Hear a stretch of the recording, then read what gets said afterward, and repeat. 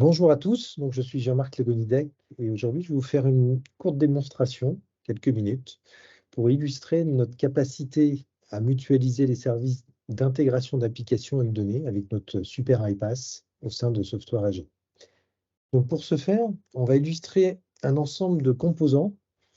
Donc j'utilise par exemple le CRM Salesforce pour stocker les données clientes et de données d'interaction. Et on va voir comment, en cas de changement, on va devoir synchroniser ces données avec un OMS, un Order Management System, qui est, dans mon cas, repose sur une base Postgre, donc, dans lequel on aura construit un modèle de type troisième forme normale, digne de ce nom. Et donc, j'ai construit un ensemble de pipelines pour vous montrer selon différents patterns d'intégration de données, pour d'une part gérer la synchronisation entre Salesforce et Postgre.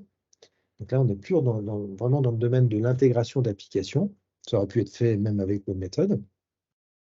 Et à chaque changement, on va non seulement devoir synchroniser ces changements avec Postgre, mais en plus propager ces données brutes avec une opération merge dans Snowflake, dans le premier étage dans lequel on va stocker les données brutes. Ensuite, j'ai une application OMS que j'ai construite en utilisant l'outil Retool qui permet donc d'interroger un autre typologie de pipeline que j'ai exposé sous forme de microservices qui permettent d'appliquer un ensemble d'opérations, d'insert, d'update, autrement dit des opérations CRUD sur Postgre de manière transparente. C'est une autre capacité aussi de StreamSet, donc, pour pouvoir donc interagir de manière sécurisée et surtout réutilisable dans le temps depuis et vers une base de données, quelle qu'elle soit. Enfin, une fois qu'on a les données déjà présentes dans Snowflake, eh ben, on va utiliser et tirer toute la quintessence du transformer pour Snowflake, qui permet de démocratiser, on va dire, toutes les étapes de préparation, de remise en qualité de données, de valorisation des données en appui de machine learning, pourquoi pas, avec une composante native Snowpark. Voilà, donc ça, une démarche low code. On va voir que c'est un outil dont on va se servir pour convertir les données brutes, dans notre cas aujourd'hui, vers un modèle multidimensionnel. Donc, j'ai construit en gros une table de faits, un ensemble de tables de dimensions sur base d'un schéma en étoile. Donc là, la première étape de l'OMS, donc c'est lui, il n'est pas conçu pour pouvoir naviguer dans les historiques des données clients, par exemple. Donc là, j'ai synchronisé l'entité client avec un objet custom dans Salesforce. Et donc, il y aura la synchronisation sera assurée par un pipeline de StreamSet, en l'occurrence. Et lorsqu'il y aura des changements, on va devoir historiser dans Snowflake ces changements en appui d'un composant prêt à l'emploi, qui est la détection des dimensions à évolution lente de type 2, qui permet d'historiser ces changements, contrairement à un modèle opérationnel comme celui-là, qui n'est pas conçu pour ça. Et tout ça, pour quoi faire? Pour faire, en gros, de l'analytique, de l'analyse de la performance d'une entreprise sur les différents axes, on va dire. On va pouvoir analyser le chiffre d'affaires, la marge brute, les coûts indirects opérationnels de la construction de certains produits, selon différents axes, par marque, par produit, par catégorie, par fournisseur, pourquoi pas. Et on voit la composante temporelle ici. Ici, on va pouvoir analyser sur une année particulière et combiner, avoir une corrélation entre ces différents indicateurs. Et pour ce faire, il faut avoir un modèle analytique digne de ce nom, en étoile. Donc, j'ai une table de faits, une table des dimensions clientes qui a été personnalisée de telle manière qu'elle puisse supporter les évolutions lentes de type 2. Donc, autrement dit, des versions, on va pouvoir suivre l'historique des versions de ces clients. Et dans la mise en œuvre de ces pipelines, on va voir que certains concernent l'ingestion des données brutes dans Snowflake, d'une part, d'autres, la synchronisation entre les applications concernées, donc en l'occurrence mon CRM qui est sous Salesforce, et l'OMS qui, elle, repose sur une base Postgre. Et puis, une fois que l'on a déjà les données brutes, ça c'est un exemple de pipeline dont on va se servir pour convertir les données brutes pour les dimensions, ici, dimension par exemple produit, donc depuis l'OMS vers la dimension produit de mon modèle en étoile. Et on va s'en servir ici pour la partie cliente, pour initialiser aussi la détection des dimensions à évolution lente de type 2. Donc, on va initialiser la version. Le flag act qui précise qu'il s'agisse d'une dimension active, on va l'initialiser. Et ensuite, on a un ensemble d'autres pipelines qui ne sont pas représentés ici, qu'on verra dans la démonstration, qui permettent justement de capter les changements qui vont s'opérer lorsqu'on va créer ou modifier une adresse dans le CRM. On va voir les impacts. Ici, c'est un exemple d'un autre pipeline qui va synchroniser ces changements vers la table de fait à chaque fois qu'on va créer une nouvelle commande, par exemple. Alors, pour la détection des dimensions à évolution lente de type 2, aujourd'hui, Snowflake, vous pourriez très bien avoir des alternatives, utiliser par exemple les dynamic tables. Donc, c'est juste un problème de concept et de stratégie et de velléité de vouloir avoir une approche full SQL qui peut avoir sa valeur aussi pour démarrer un projet. Mais notre démarche et notre philosophie chez Streamset, c'est juste de démocratiser à grande échelle l'usage et l'identification des bonnes caractéristiques si on veut faire un modèle prédictif, par exemple, éduquer un modèle, comprendre la qualité intrinsèque des données qu'on va manipuler et le cas échéant la redresser tant qu'il est encore temps.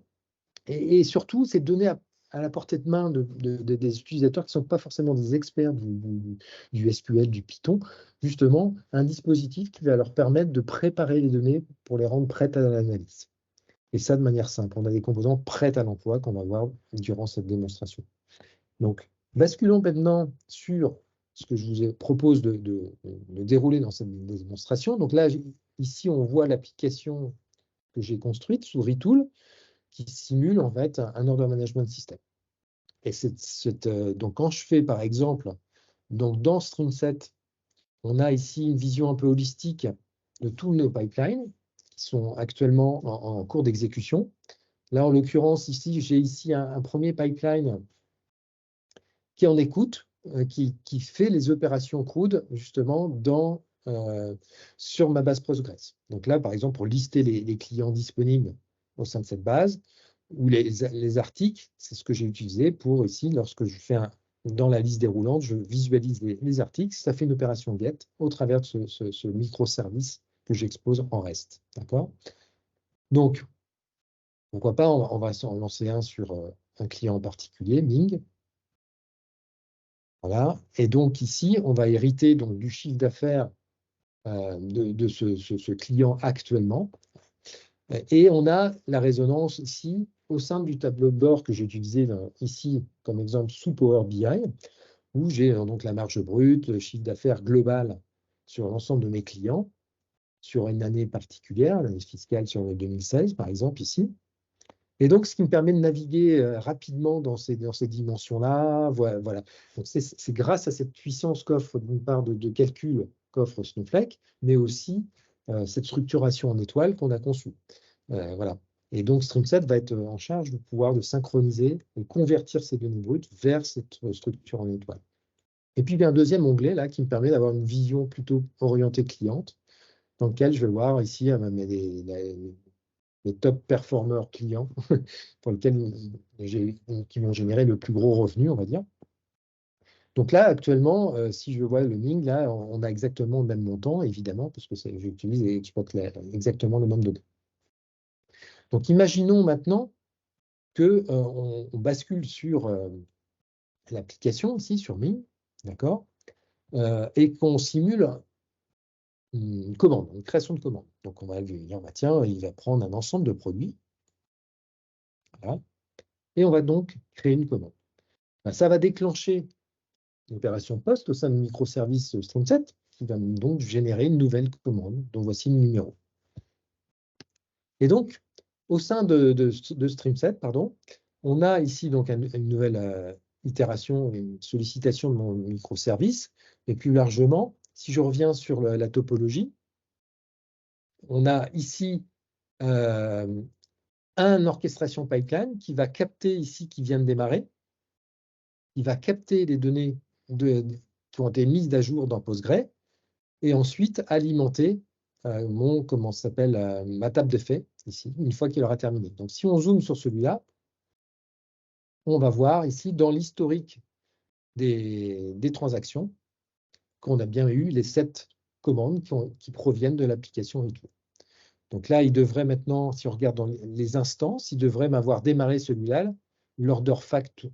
Donc il va capter, si vous voulez, les données qui sont déjà présentes dans Snowflake. Donc c'est un pipeline de type transformer pour Snowflake, qui va donc capter les entêtes et les lignes en mode incrémental et m'alimenter ici ma table de faits correctement. Voilà. Et donc on voit bien ici le nombre de commandes qui ont été mises à jour dans mes tables de faits. Donc ça veut dire quoi? C'est que si maintenant je viens ici, pour cet individu-là, on va quitter en termes de chiffre d'affaires à 6 350 €. Si je rafraîchis ici mon tableau de bord, donc il devrait en plus changer de position dans le rank, hein, donc, et accroître évidemment son chiffre d'affaires. Voilà. Donc il est passé maintenant à 6 463 €. OK. Donc ça, c'est le premier point. Donc, si on revient maintenant sur notre topologie, qui était ici, voilà. Donc, on a un deuxième dispositif qui est un autre pipeline qui, lui, c'est un pipeline d'ingestion, qui, lui aussi, fait du change à capture, natif sur Salesforce, donc à présent, et on peut le monitorer. Donc, en plus, on a la capacité de faire des snapshots, on peut même capturer en temps réel. Je vais en créer une nouvelle ici. Et lorsqu'on va modifier ici, pour ce client donné, pourquoi pas, comment il s'appelle? On a dit qu'on travaillait sur...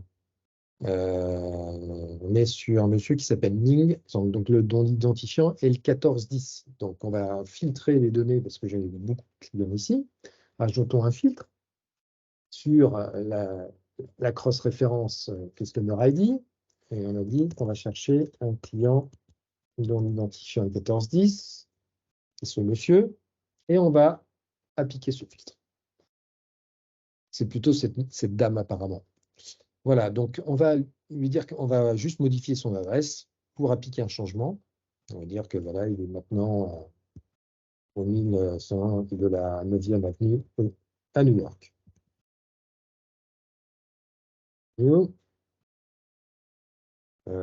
Voilà. New York. Bon, voilà, on va opérer donc ce changement. Donc quand je vais sauvegarder cette modification, voilà. Donc maintenant, il ne sera plus à, je ne sais plus où il était, à New York, dans le New Jersey, il va changer d'adresse. Donc, si on vérifie dans StreamSet, on a bien capté une donnée depuis Salesforce et elle a déjà été mergée en fait dans le premier étage de Snowflake. Et en plus, on peut voir ce que StreamSet a récupéré en termes de métadonnées et de données en provenance de Salesforce. Quand je parle de métadonnées, donc on voit ici la liste des identifiants des transactions qui se sont opérées dans Salesforce, dans le cas présent, dans une fenêtre de tir d'une seconde. Donc, si j'avais eu plusieurs transactions concurrentes, j'aurais une liste d'identifiants ici correspondants. D'où, et puis on a des fonctions natives qui permettent de faire sans faire de code, de pivoter les lignes, ici, et puis de diagnostiquer grâce aux métadonnées. Donc, dans chaque origine dans StreamSet produit de la métadonnée. Et comme vous voyez ici, on voit quelle est la nature des changements qui se sont opérés. On sait qu'il s'agit d'un update pour un objet custom qui s'appelle MyCustom que j'ai créé moi-même dans Salesforce. Voilà. Et on continue sa route. Là, je fais un lookup pour récupérer la caractéristique, je filtre mes métadonnées et je synchronise. Donc, ça veut dire que côté Postgre, où on voit ce modèle de type troisième forme normale, si je fais un update pour ce client ici, sur la table des grès, on ne voit pas l'historique. On a la donnée courante, d'accord, sur New York, ils n'ont plus à New Jersey. Donc, elle a bien été correctement synchronisée. D'accord. Par contre, si je reviens côté StreamSet, on a donc un deuxième pipeline qui a été appliqué. Donc, si on revient sur celui-là, qui est en cours d'exécution d'ailleurs, donc j'ai créé un scheduler qui, toutes les minutes, applique la détection des dimensions changeantes et l'évolution de type 2. Donc ça, c'est typiquement un pipeline de type transformer pour Snowflake. Il lui évite de faire du code. Il est prêt à l'emploi, il est en production actuellement, il tourne. Et là, je lui dis que c'est du type 2. Tu dois mettre à jour le flag qui précise quelle est la dimension active. avec des valeurs plutôt booléennes, mais j'aurais pu les personnaliser, et puis les dates de chevauchement, une date de début, des dates de fin. Et c'est lui qui va donc envoyer un ordre, une instruction. Ça va générer un DAG, donc un direct acyclic graph, qui, conjointement avec la Piscala de Snowpark, va pouvoir générer le bon SQL qui va bien. On va voir maintenant deux occurrences pour cette dame, pour l'identifiant 1410. Comme vous voyez ici, maintenant, on a non seulement l'ancienne adresse, qui était à Newark, et maintenant, la nouvelle adresse qui se trouve à New York, pour le même individu. Voilà en quelque sorte voilà, toute la cinématique qui a permis de mettre en place cette démonstration. Et vous voyez, donc c'est très simple, très efficace, et ça adresse un grand nombre de cas d'usage dans le domaine de l'analytique. On a vu toute une petite partie, on va dire, du moins. Et voilà, donc j'espère que cette démonstration vous a plu. Je peux vous montrer aussi le comment ça a été fait, donc en complément. Donc j'ai prévu un orchestration pipeline qui permet de séquencer, on va dire, la phase incrémentale où je vais devoir capturer les nouvelles commandes qui ont été insérées grâce à mon microservice dans la base Postgres depuis mon application d'OMS. Et donc, cette phase incrémentale va mettre à jour l'espace de staging dans lequel je stocke ces données brutes. Et ensuite, j'ai un deuxième pipeline qui reprend et il est triggeré dans mon cas, toutes les 5 minutes. Voilà, je l'ai configuré ici. On peut préciser évidemment le time zone en fonction des pays. Voilà. Et la fréquence à laquelle on souhaite rafraîchir. Il en est de même pour la détection des dimensions changeantes et évolutionnantes, d'accord, de type 2. Alors là, par contre, j'ai fait une fréquence beaucoup plus basse, toutes les minutes. Voilà. Donc là, je n'ai pas besoin d'exploiter les dynamic tables de Snowflake, faire du SQL que je vais devoir construire, tester unitairement. Je sais que mon SQL, il est forcément bon, puisqu'il est certifié par Snowflake de par notre native Snowpark capacité qu'offre le transformer pour Snowflake. Voilà. Donc cette orchestration de pipeline, on le voit ici, hein, il tourne tout seul, c'est celui-là. Donc je peux voir aussi le pipeline. J'ai l'historique de toutes les exécutions ici. Chaque instance, voilà, alors certaines n'ont aucune donnée, puisque s'il n'y a pas de changement, ben, voilà, tant pis. Et donc, il a cette tête-là, c'est-à-dire qu'on peut préciser donc, le déclenchement d'un premier traitement, et en fonction si ça s'est correctement bien passé, si je n'ai pas d'erreur, ben, je déclenche dans ce cas-là le deuxième pipeline qui, lui, va faire l'alimentation des tables de fait depuis ses entêtes et lignes de commande. Voilà, j'en ai terminé. J'espère que donc cette démonstration vous a plu. Je vous souhaite une bonne journée à tous.